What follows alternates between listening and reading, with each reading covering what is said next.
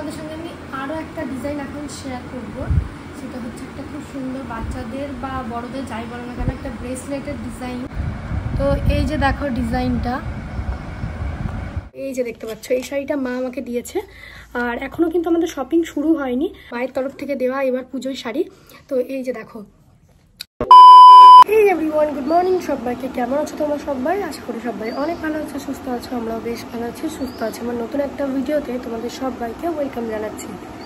তো এখন বাজে এই যে 6:52, আর আজকে হচ্ছে আগস্টের 30 তারিখ। মানে দেখতে দেখতে মাস শেষ হতে চললো। আর হচ্ছে আমার তো সেপ্টেম্বরের 9 তারিখ থেকে এক্সাম স্টার্ট। মানে পড়াশোনা এখনও কিছুই হয়নি, তখন শুরু করেছিলাম, যেই এক্সাম পিছিয়ে গেছে আবার যা তাই হয়ে গেছে। যাই হোক, তো অনেকদিন ভিডিও শ্যুট করা হয়নি, তাই ভাবলাম আজকে একটা ব্লগ স্টার্ট করি। এতদিন একটু ব্যস্তর মধ্যে ছিলাম, আর তোমাদেরকে তো বলেইছি একটা প্রবলেমের মধ্যেও ছিলাম, যার জন্য এগারো দিন না ভিডিও শ্যুট করেছি না এডিট করতে পেরেছি।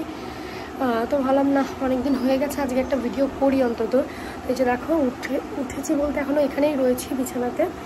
চলো উঠে পড়বো, বিছানাটা তুলে নেবো, আর সারাদিন যা যা করি সবটাই তোমাদের সঙ্গে শেয়ার করব।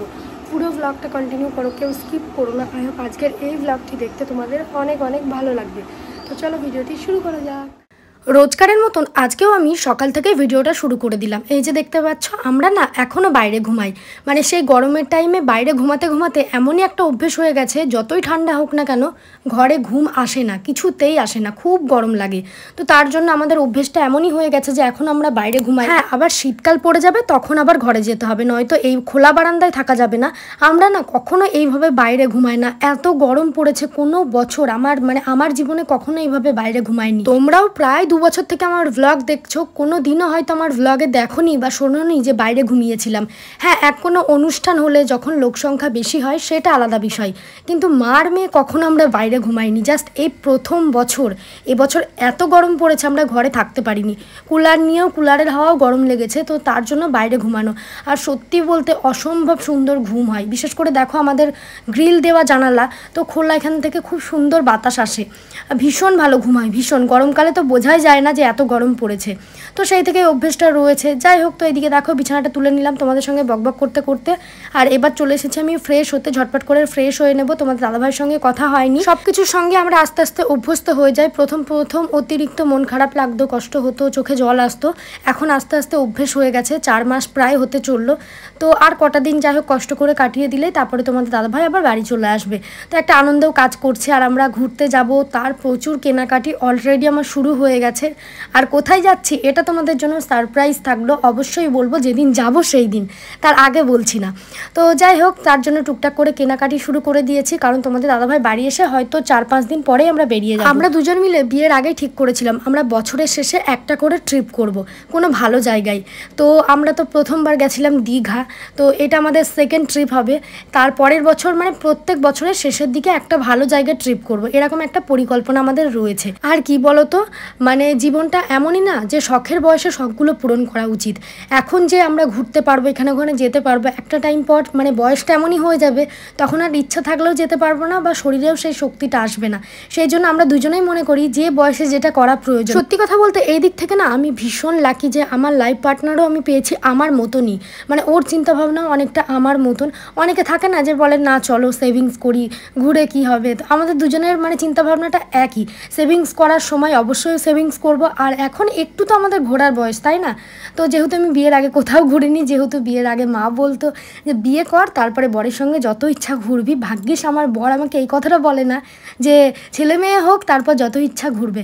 ও আমাকে বলে হ্যাঁ অবশ্যই আমরা ঘুরবো, তবে একটু স্থির হয়ে যায় আমরা, তারপরে আস্তে আস্তে ঘুরবো, সব জায়গায় যাব, তোমাকে এক এক করে সব জায়গায় আমি নিয়ে যাবো। যেমন ধরো বিয়ের প্রায় 1.5 বছর পর আমরা একটা মোটামুটি ভালো জায়গায় ঘুরতে যাচ্ছি। আর বিয়ের পর তো আমরা জাস্ট দীঘা গেছিলাম, তাও একদিনের জন্য।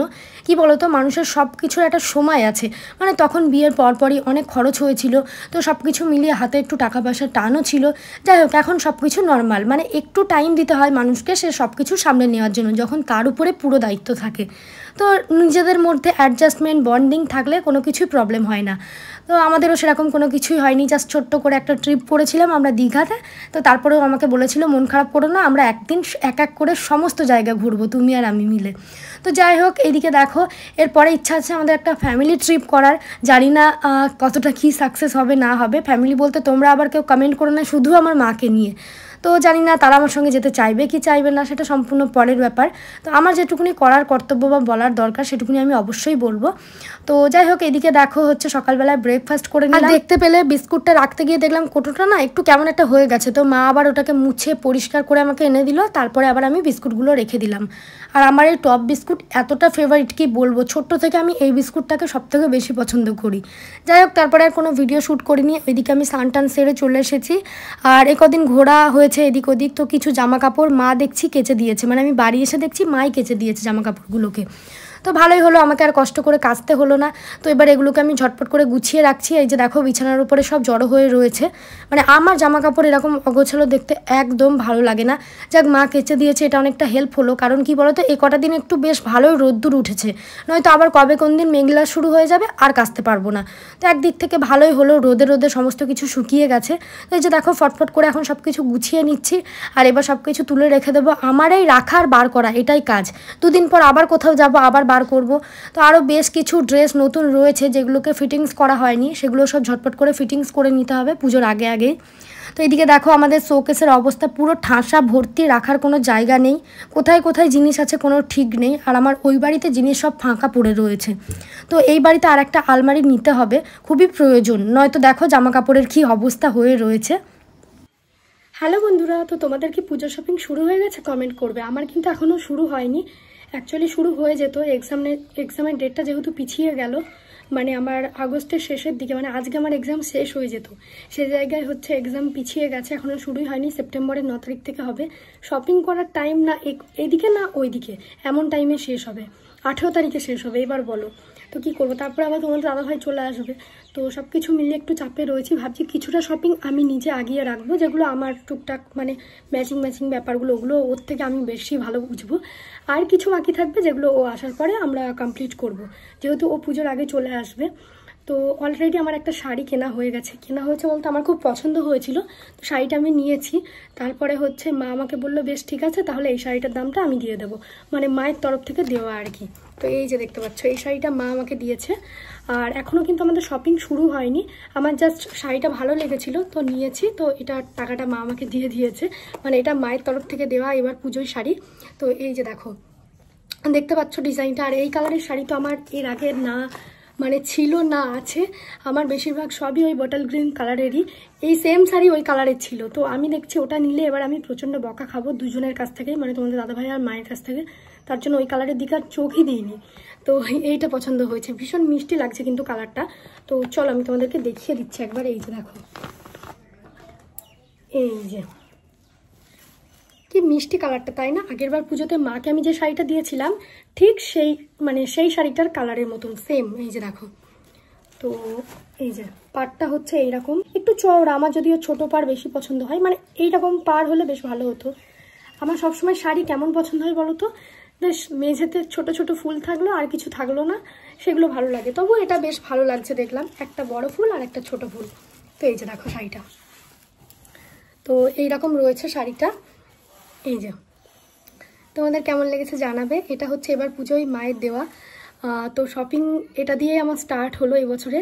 এখনও আমার বার্থডে শাড়িও কিন্তু নেওয়া হয়ে গেছে, মানে তোমাদের দাদাভাই যেটা আমাকে দেবে সেটাও কিন্তু আমার নেওয়া হয়ে গেছে। সেই শাড়িটার কালারটাও আনকমন, এর আগে আমি পরিনি। তো ওই শাড়িটা নিয়ে আসা হয়নি। আমার বার্থডে তো সামনেই, পুজোর আগে। তো ও আমাকে অর্ডার করে দিয়েছে ওটা, বলে তুমি নিয়ে নাও। আর এবার তো বার্থডের আগে কিন্তু চলে আসবে, তবুও হচ্ছে আমাকে শাড়িটা আগে থেকে দিয়েছে। তো সেটা তোমাদের সঙ্গে পরে শেয়ার করবো হাতে পেলে। আর এই যে দেখো পুরো অরিজিনাল কালারটা নিচ্ছে কিনা আমি বুঝতে পারছি না ঠিক। তো এই যে, তো তোমাদের কেমন লেগেছে কিন্তু শাড়িটা অবশ্যই কিন্তু কমেন্ট করবে। যেহেতু আমি একাই ভিডিওটা শ্যুট করছি তাই এইভাবে দেখাচ্ছি, আর খুব একটা বেশি খুলছিও না, কারণ জানোই তো আমি অকম্মার ঢেকি ভাঁজটা ঠিকঠাক করতে পারি না। আর পুজোর তো এখনও দেরি আছে, তো সাবধানে তো রাখতেই হবে। এই যে দেখো, এটা এখনও রেডি করা হয়নি, মানে ব্লাউজ বানাতে দেওয়া, পাড় লাগানো, তো সেগুলো এখনও হয়নি, করতে দেবো খুব তাড়াতাড়ি। অনেকগুলো শাড়ি রয়েছে, অ্যানিভার্সারিতে পেয়েছি, সেগুলো সব রেডি করতে হবে। পুজোর আগে করে ফেলবো ভাবছি, আর কটা দিন বাকি, এরপরে ব্লাউজের দোকানে ভিড় হয়ে যাবে, আর পাবো না, দামও বেশি বলবে। তো দেখি টুকটুক করে দিয়ে দেবো। এই যে দেখো, কেমন লাগছে জানাবে। তো এটা তো প্রথমে আমি নিচ্ছিলাম, তারপরে মা বললো বেশ ঠিক আছে, এটা আমি তোকে দিচ্ছি। তো এটা আমার মায়ের দেওয়া, আর তোমাদের দাদাভাইয়ের জন্য এখনও কেনা হয়নি, মানে মা যেটা দেবে আর কি। তো সেটাও যাবো যখন শপিংয়ে, তখন হয়ে যাবে। আর মায়ের জন্য আমি কি নিচ্ছি না নিচ্ছি সেগুলোও শেয়ার করব পরে, এখনও যেহেতু আমাদের শপিং শুরুই হয়নি। তো এই শাড়িটা কেমন লেগেছে জানাবে। আর দামটা, এই শাড়িটার দাম নিয়েছে 1750 টাকা। তো এটা কোনো অনলাইন থেকে নেওয়া না, কিন্তু তোমরা লিঙ্ক চাইলেও দিতে পারবো না, দোকান থেকেই নেওয়া। যাই হোক, শাড়িটা কেমন লেগেছে জানাবে। আর এর নাম কিন্তু আমি জানি না, তোমাদের জানা থাকলে বলতে পারো আমাকে। তো এই যে দেখো, অরিজিনাল কালার হচ্ছে ঠিক এইটা, ক্যাটালগটা দেখে তোমরা বুঝতেই পারছো, এটাই হচ্ছে অরিজিনাল কালার। আর এই কালারের শাড়ি আমার এটা ফার্স্ট হলো। সবই দেখবে আমার বেশিরভাগ বটল গ্রিন কালার, আমার খুব প্রিয় একটা কালার। এই শাড়িরও ছিল, ভাগ্যিস নজরটা যায়নি, আমি নজরটা দিইনি ওইদিকে। তো এই কালারটাই পছন্দ হলো। আর এটাকে এবার রেডি করতে দেবো, পুজোয় পরবো, দেখি কোন দিন পরা যায়, বিয়ে বাড়িতেও চাইলে পরতে পারবো। আর ভীষণ সফট কিন্তু শাড়িটা, এটার নামটা আমি সঠিক বলতে পারলাম না, মানে মনে পড়ছে না। যাই হোক, চলো এগুলোকে এবার রেডি করতে দেবো, আর যত তাড়াতাড়ি সম্ভব পুজোর শপিংটাও শুরু করতে হবে এবার। চলো টাটা। তো তোমাদের সঙ্গে আমি আরও একটা ডিজাইন এখন শেয়ার করব, সেটা হচ্ছে একটা খুব সুন্দর বাচ্চাদের বা বড়দের যাই বলো না কেন একটা ব্রেসলেটের ডিজাইন। এটা হচ্ছে বিন্দির ডিজাইনটা আমার খুব ভালো লাগলো, তাই ভালো তোমাদের সঙ্গে শেয়ার করে দিই। এই যে দেখো, এখানে আমি রাখছি, তোমরা দেখে নাও ডিজাইনটা। তো এই যে দেখো ডিজাইনটা,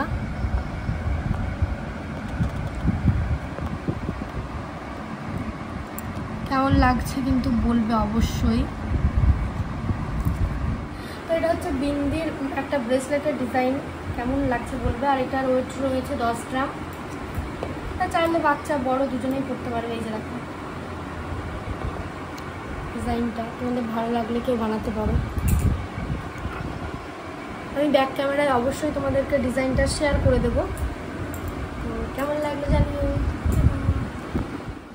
এই যে দেখো, তোমরা ডিজাইনটা খুব সুন্দরভাবে দেখে নাও। এটা চাইলে কিন্তু বড়রাও পড়তে পারবে, যে বাচ্চারাই শুধু পড়বে এমনটা না। আর এইটা আমি যখন বিন্দিদের বাড়িতে ছিলাম তখনই ভিডিওটা শ্যুট করেছিলাম, শেয়ার করা হয়নি, তাই ভাবলাম এই ভ্লগে শেয়ার করে দিই। চলো আজকের মতন ভিডিওটা এই পর্যন্তই, টাটা সবাইকে।